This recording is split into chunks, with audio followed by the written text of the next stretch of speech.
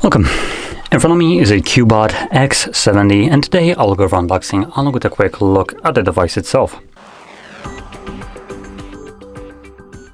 So anyway, let's get straight into the package.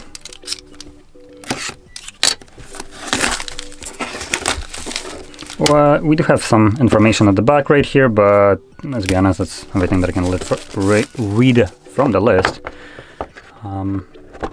So I'm gonna ignore it for now.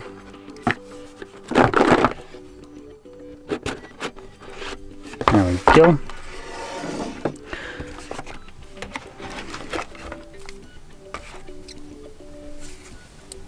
Now this little sticker right here is doubling also as a screen protector, so I'm just gonna try to peel off one of those layers, which almost always works not as intended.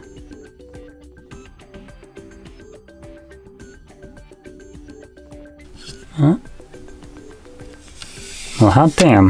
I think this is the first time I actually managed to peel this off without getting any trash under the little area right there. So let's boot it up.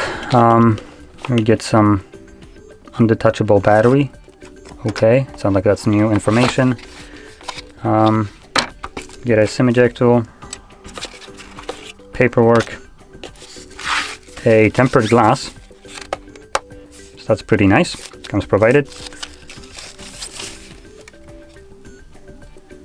It's basically the same size as the plastic one that comes pre-installed. And in here we get our charger. This is a 18-watt charger, which you can see right over here. We get a Type A to Type C charging cable along with headphones, which are Type C headphones. So there is no headphone jack on the device. Okay. Don't need that to the side. Let's get a look at the device itself. So let's start off with the display right here, which you can see right away. This is a 6.58-inch display with a resolution of 1080 by 2408 pixels, IPS LCD with 120 Hz refresh rate. So that's actually pretty good. Pretty decent display for a device of this kind of caliber. It boasts an 83.9% screen to body ratio with a pixel density of over 400. So that's pretty fine. I'm gonna take off the case, which comes provided with the device. You can see a silicone one, nothing special, but still nice that comes with the device. Then we get some more stickers right here. So you typically peel that off, and it leaves you with this kind of gamery back right here, as you can see, in this kind of design. So I'm just gonna keep that on there. So at the back we have our what looks to be a triple camera setup, though by the looks of it I can already tell you that this is far from a triple camera setup. Okay, so we have a 100 megapixel wide sensor with PDAF, then we have a 5 megapixel macro and a 0.3 megapixel sensor, which is, it's not even specified. So at best this is a dual sensor. Now that being said, also we have 100 megapixel wide sensor and then 5 megapixel macro. 5 megapixel is at this point that it would basically take better macro photos than the 100 megapixels, I presume.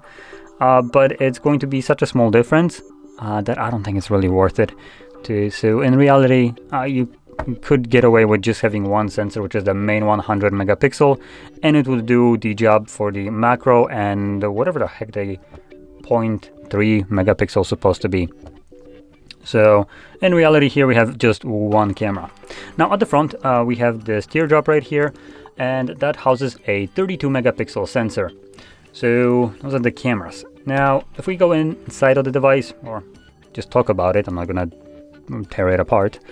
We have a 5200 milliampere battery that powers a Helio G99 processor, and it comes with 256 gigs of storage and 8 gigs or 12 gigs of RAM. Seems like GSM Arena gets confused right here about this. So let's see if we can see anything on the box.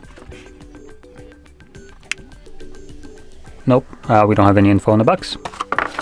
Right, one more chance right here. Nope, also nothing on the next to the email.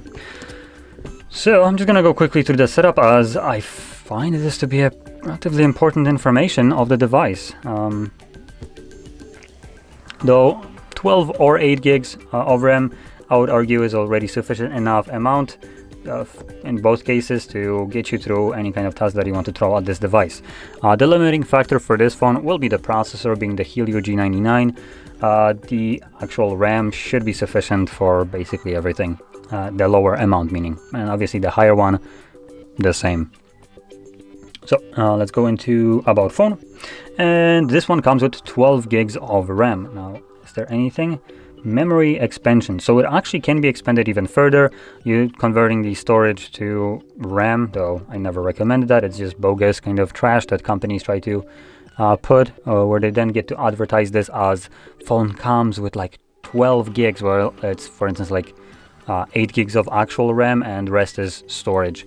Here we don't have that, luckily, so we have straight 12 gigs of actual RAM storage, so that's pretty good. And obviously you can see also that we are running on Android 13. Now the newest one right now is Android 14, I believe, but devices are still getting these kind of updates, so not every phone will be running Android 14 just yet. This one should be getting update to Android 14 without a doubt. So yeah. Now I also want to point out that this device is not necessarily brand new. I am recording this in like 2024. And this device was released in 2023, so I'm a little bit behind in terms of like the party for this phone. But like I said, in terms of Android, it still should get 14, and probably that's going to be the last update for Android on this device, so you're gonna stop on 14 most likely. Now, last thing to go over would be the price tag, and this device is really budget. It comes about 200 euros, or apparently in dollars about 170, though I believe dollar value right here, price tag, doesn't include tax, so it might be a little bit more if you include that, obviously, coming close to like the 200 mark. So for 200 bucks, you actually get a pretty okay device. Obviously, it's nothing special. It is relatively chunky device, as you can see, so it's not small. The look of it is kind of gamery, so obviously that won't fit everyone's taste. It feels cheap, not gonna lie. It's bulky, the back is plastic and just unappealing. The frame is also plastic. We do have a fingerprint sensor that doubles as a power button, and we have our SIM/SD tray on our left top side, and then at the bottom, charging port along with the speakers. Again, all kind of looking relatively budget. The redeeming quality of this device would be the display right here, running a 1080p resolution with 120 Hz refresh rate. That is actually pretty good spec right here for the price, I would say. But other than that, like I said, the device doesn't really give you too much. It is, after all, a relatively budget device.